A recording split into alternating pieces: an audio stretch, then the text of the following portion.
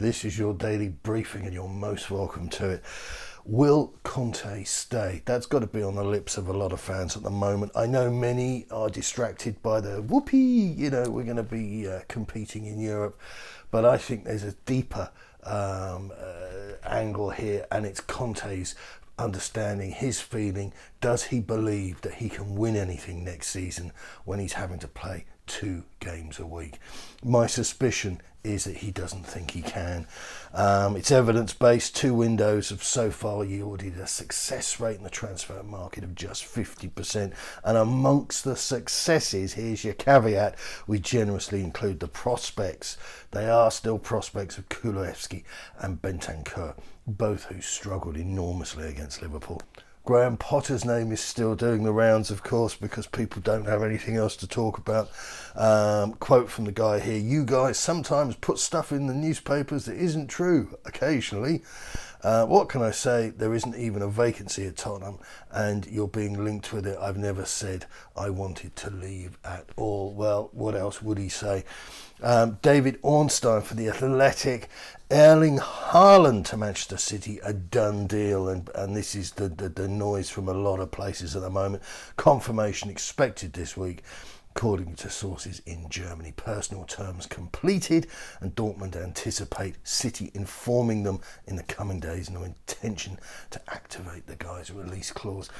There will be those out there bemoaning, "Oh, the game's gone, another multi-billion-dollar deal." We could be doing business like this, but we it was more important to put a skywalk up. Points that filled up in record time and all that rubbish. Priorities are totally different at Tottenham. Don't blame the game, blame the owners. Kane will be linked with PSG, mark my words. As one door closes, they will force open another. Mail Online: Christian Eriksen showed why he is being linked with Manchester United. Is he? And Tottenham by helping Brentford pile on the misery against struggling Southampton. Even when he's not at best, the Dane inspires the bees, and I'll say it for the umpteenth time, I think he should stay where he is. Make hay while the Brentford sun shines. Rumour doing the rounds: Tottenham will let Lo Celso leave. Villarreal want to buy him permanently. However, there's a suggestion doing the rounds in certain places that they will pay a lot less than some are expecting. This is extraordinary. I'm going to try and keep this brief.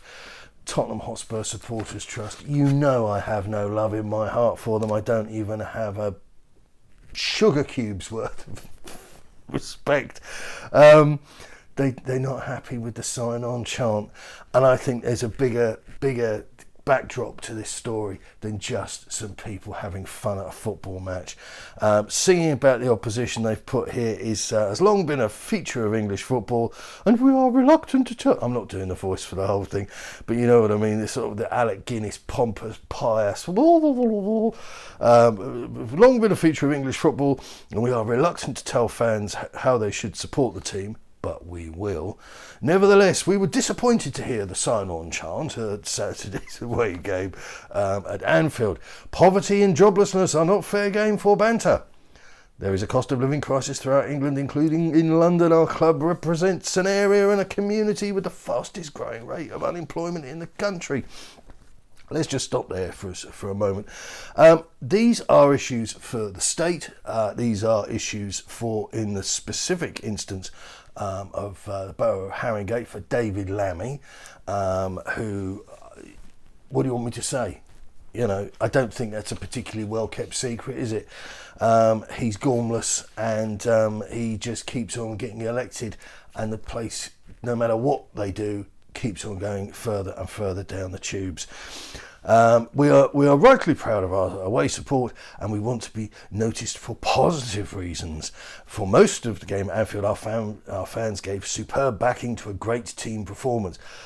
This is more hogwash. That was a terrible game. Most of us aged watching that game, aged disproportionately. I don't mean just like we were 90 minutes older, but that's another conversation.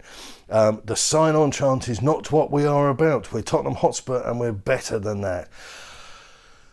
as the kids say these days, there's a lot to unpack. So I'm just going to tell you what I think. Some of you are going to be appalled by it because of the words I use. But listen to what I say and quote me verbatim. If you're going to quote me, if you're going to say, but you said, or you're this, you're that, you have to evidence it. That's the way adults talk.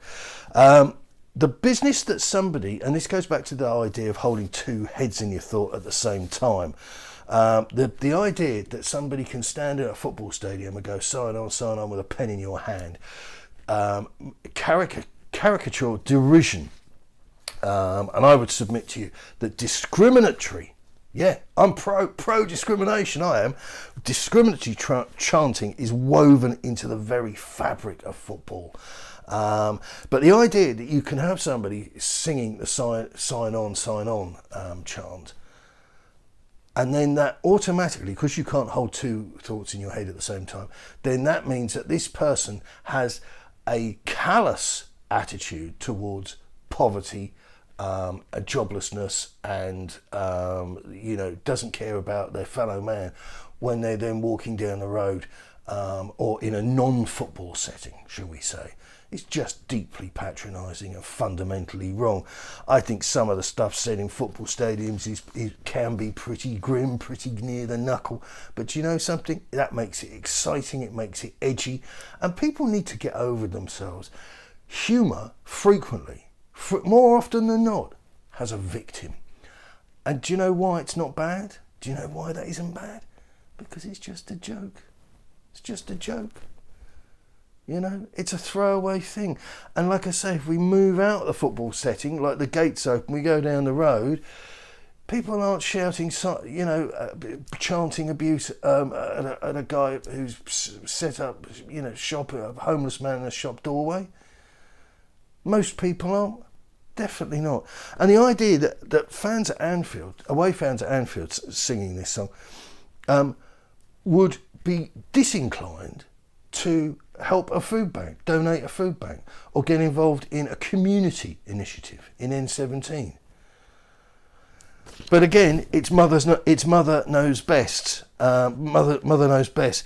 I think I did a piece on the blog, theboyhotspur.com this morning.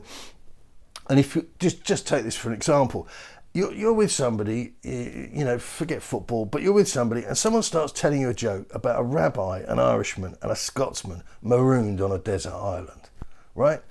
I'm smiling because there's going to be some sort of stereotypical thing, which is harmless. It's not going to be anti-Semitic or geo-racist or whatever. It's probably just going to be one of those rubbish jokes.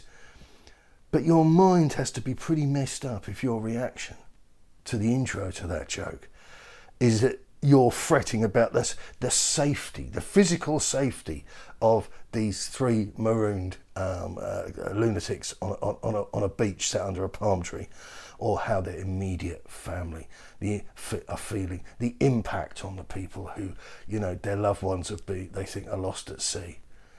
This is just another example, unsolicited, very unsolicited interference in football.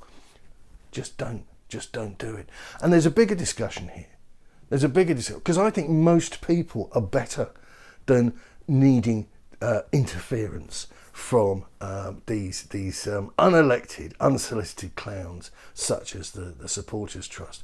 It's a TV show in the 70s called Love Thy Neighbour. It's not played anymore because the powers that be think that if we witness a bigot, and Eddie Booth was a bigot, we will think that's okay because we can't tell the difference. We don't know it's a TV show. And more to the point, and this is why I mentioned this, more to the point, in that TV show, Bill, his next door neighbour, was a far more forward-thinking man. He had a quite hotter wife in Barbie.